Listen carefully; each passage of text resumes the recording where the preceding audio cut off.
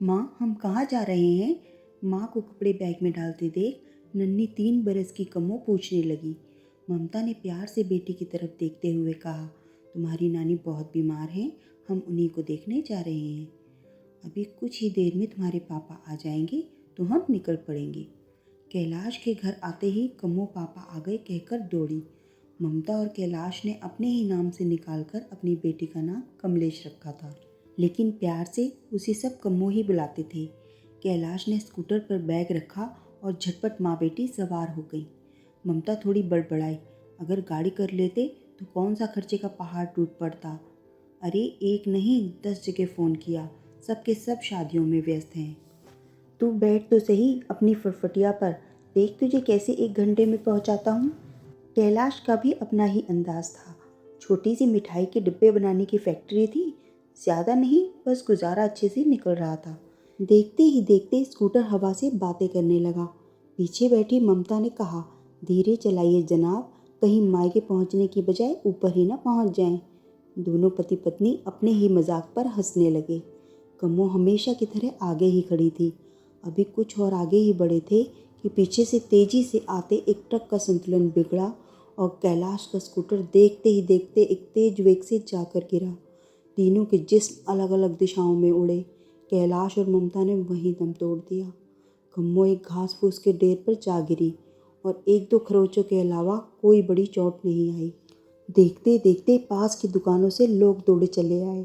हादसा बहुत दर्दनाक और भयानक था। पल में एक हंसता खेलता परिवार उजड़ गया था। खबर पाकर पुलिस आई। कम्मो के नाना और मामा दौड़े आए। बेटी और दामाद के मृत शरीर को देखकर पिता की छाती फटने को आई। पिता के गांव में ही दोनों का रीतिपूर्वक दाह संस्कार किया। कैलाश के परिवार में सिवाय दूर के चाचा के अलावा कोई नहीं था। माता पिता दोनों छोटी ही उम्र में चल बसे थे। जाहिर था कम्मो की परवरिश का जिम्मा नाना के ऊपर था। कम्मो को जब देखती तो बीमार नानी को अपनी बेटी याद आती। सदमा ज़्यादा दिन सह न सकी और महीने भर में वो भी चल बसी। नाना कम्मो की परवरिश के लिए पूरी तरह बेटा और बहू पर निर्भर थे। मामी मालती ने बड़ी सहानुभूति की। इस घड़ी में नन्ही कम्मो पर अपना पूरा वात्सल्य लुटाया। अपने दोनों बच्चे वैभव और निक्की के साथ कम्मो की परवरिश करने लगी। शुरू में सब अच्छा चला, लेकिन धीरे धीरे प्राथमिकताएं बदलने लगी। तेरे मेरे का फर्क दिल में उतरने लगा। 8 बरस की कम्मो में एक सहायिका नजर आने लगी। गुड्डा गुड़िया से खेलने की उम्र में बुहारी लगाने लगी। पानी से खेलती खेलती बर्तन मांजने लगी। सूखे कपड़े तारों से उतारती उतारती तय लगाने लगी। मालती बड़ी चतुराई से किशोरी कम्मो के दिलो दिमाग पर हावी होने लगी। नाना और मामा सुबह ही घर से निकल जाते। छोटी सी साइकिल रिपेयरिंग की दुकान पर कब नई नई साइकिलें बिकने लगी, नित नया माल आने लगा, मामा ने पता ही नहीं चलने दिया। कम्मो के पिता की फैक्ट्री और घर बेचकर जो भी पैसा आया, सब का सब मामा ने अपने व्यापार बढ़ाने में लगा दिया। बूढ़े नाना के पास सिवाय चुप रहने के कोई रास्ता नहीं था। 12 बरस तक पहुँचते पहुँचते कम्मो काफ़ी रसोई के काम सीख गई। अब बहुत सी चीज़ें उसे धीरे धीरे साफ नज़र आने लगी कि मामी माँ नहीं है। यह घर वैभव और निकिता का ज़्यादा है और मेरा कम। मेरी जिद पसंद कभी बड़ी बहन तो कभी छोटी बहन के नाम पर दबा दी जाएगी। कम्मो में बहुत शांत और सरल स्वभाव की लड़की नज़र आने लगी। 15 बरस तक मामी ने ज़्यादातर काम कम्मो के हवाले कर खुद नए नए शौक पाल लिए। घर के काम करने के अलावा कम्मो अपनी पढ़ाई भी अच्छे से करती। स्कूल के सामने के अस्पताल से जब नर्सों को सामने से आता देखती तो जरूर उन्हें देखकर मुस्कुराती। ज़्यादा उसे जीवन की दिशाओं का पता नहीं था, लेकिन नर्सों को देखकर उसके मन में भी नर्स बनने की कामना पलने लगी।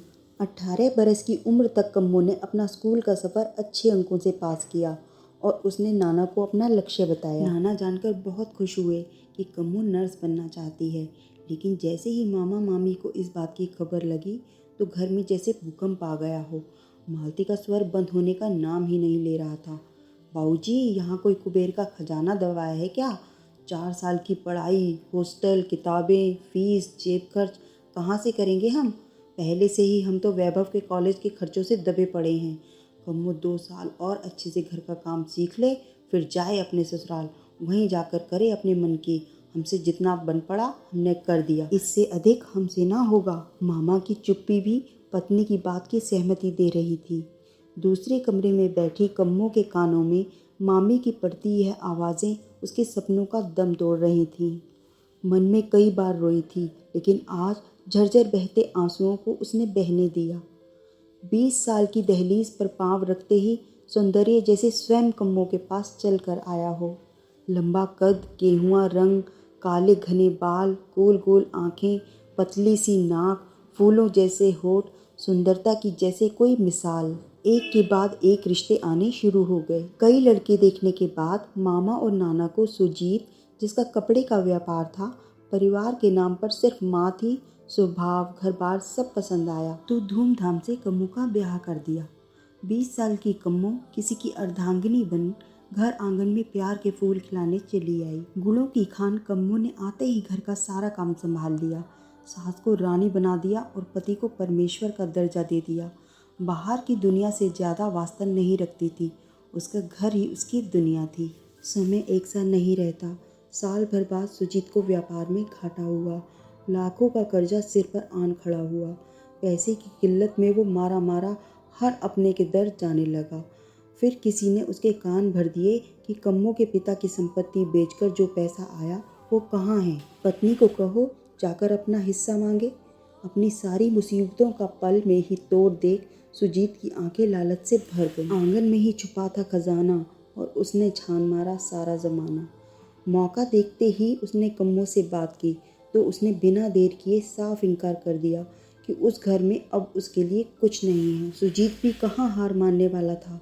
उसने एक नहीं 2-3 बार उसे मायके भेजा और हर बार वो बिना बात किए बस सबसे मिलकर आ गई। वो जानती थी कि उस घर में बार बार जाना पानी में लाठी मारने के बराबर है। पत्नी का सहयोग ना मिलता देख माँ ने सलाह दी कि इसे कहीं बाहर घुमाने ले जा, खिला पिला, कुछ खरीदारी करा, शायद अकेले में तेरा दर्द समझ जाए। सुजीत को सुझाव अच्छा लगा और वो 2 दिन के लिए कम्मू को शहर घुमाने ले गया।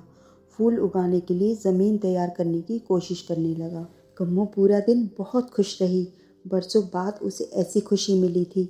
घर लौटते हुए वापसी में वो कुछ खाने के मकसद से हाईवे पर बने एक ढाबे पर रुके।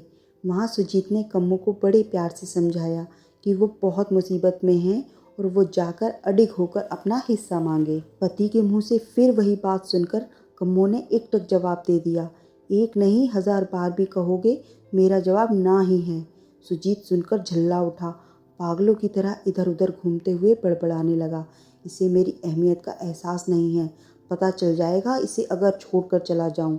ऐसा विचार मन में आते ही एक विकृत सा विचार मन में कौंध गया, क्यों ना थोड़ी देर के लिए इसे अकेला छोड़कर जाऊं, क्या पता इसकी अकल ठिकाने आ जाए। यह सोचते ही वो एक योजना लेकर चारपाई पर बैठी कम्मू के पास आया और बोला कि यहाँ से 15 मिनट की दूरी पर उसका एक दोस्त रहता है, वो उसे कुछ पैसे देने के लिए तैयार है।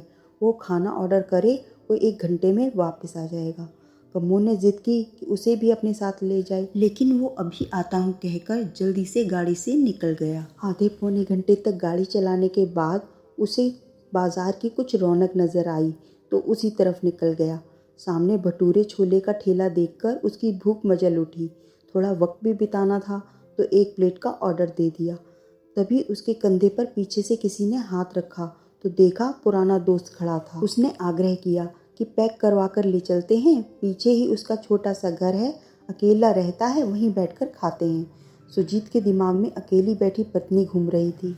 आधे घंटे में ही वह लौट जाएगा, यह सोचकर वो चल दिया अपने दोस्त के घर।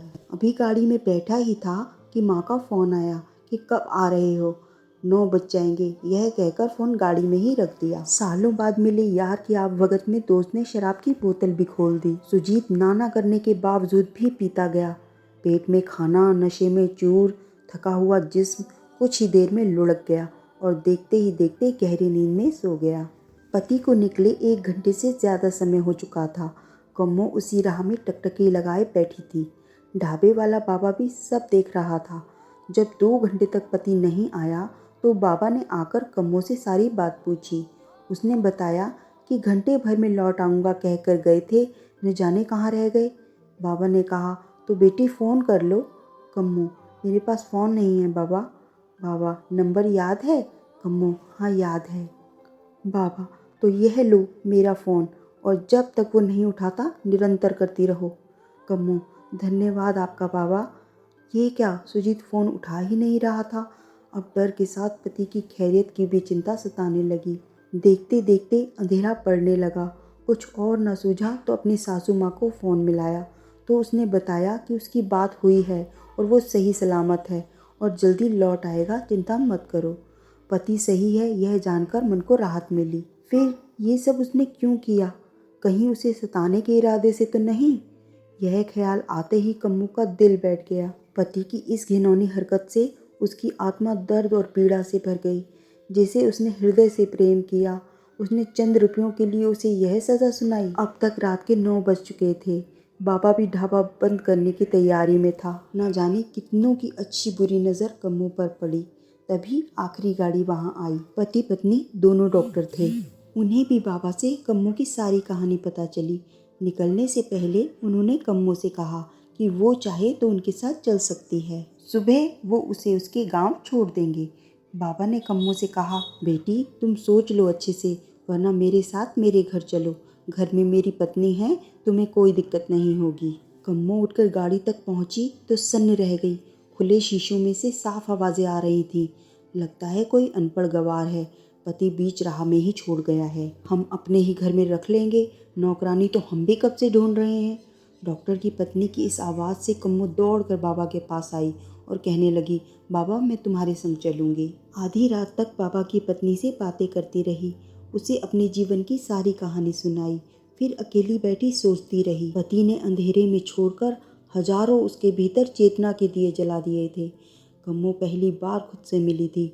अपने बहते आंसुओं के पीछे छिपी अपनी उस शक्ति को भी पकड़ने लगी जो कहीं परिस्थितियों के वशीभूत, कहीं गहरे दब गई थी। उसने उस रात अपने अस्तित्व और नारित्व दोनों का मान बचाने की अपने भीतर प्रतिज्ञा ली। वो कम्मू जो दूसरों में अपना सहारा ढूंढती रही, आज वो अपना सहारा खुद बनने को तैयार थी। उधर आधी रात तक पति की नींद खुली तो पहला ख्याल उसे कम्मू का आया। डर और चिंता में उसका शरीर कांपने लगा। पश्चाताप और आत्मग्लानि से उसके आंसू बहने लगे।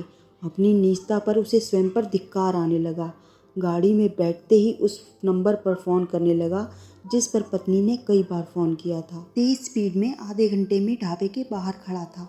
सुबह के 5 बजे जब बाबा और कम्मू निकलने के लिए तैयार हुए तो अम्मा ने पूछा कि क्या सोचा बेटी, कहाँ जाओगी, नाना के घर या पति के घर? मैं अपने घर, अपने पति के पास जाऊंगी। एक स्त्री के लिए उसके पति के घर से बढ़कर कोई सुरक्षित घर नहीं है, यह मैंने एक रात में जान लिया। अंधेरे में छोड़कर उसने मुझे बहुत उजाला दिखाया, अब उसे रोशनी में लाना मेरी जिम्मेदारी है। एक आत्मविश्वास से भरी कम्मू यह कहकर अम्मा से गले मिलकर चल दी। अम्मा ने आशीर्वाद देते हुए कहा, हमेशा खुश रहो बेटी। ढाबा पर पति की गाड़ी देखकर वो बाबा को धन्यवाद देकर गाड़ी की पिछली सीट पर बैठ गई। हफ्ते भर तक सुजीत पागलों की तरह बीवी की माफ़ी के लिए उसके आसपास घूमता रहा और आखिर एक रात को रो पड़ा। आत्मा पर पड़ा बोझ उसे खाए जा रहा था।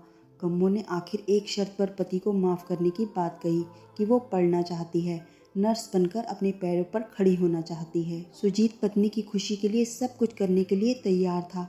कम्मू को नर्सिंग में दाखिला ही नहीं बल्कि बैंक से शिक्षा ग्रहण करने के लिए लोन भी मिला। कम्मू ने जैसे ही अपनी नर्स की डिग्री ली, तुरंत उसे एक अच्छे अस्पताल में नौकरी मिल गई। और फिर एक सुबह ऑपरेशन थिएटर में चेहरे से मास्क हटाते ही सामने खड़े डॉक्टर ने कहा, मैंने तुम्हें कहीं देखा है। मैं वही ढाबे वाली लड़की हूँ सर, जिसे आप अपने घर की नौकरानी बनाना चाहते थे। मुझे स्वावलंबी बनाने में काफ़ी हद तक आपकी पत्नी का भी योगदान रहा है। डॉक्टर हैरानी से कम्मू को देख रहा था और कम्मू वहाँ से मुस्कुराकर निकल गई।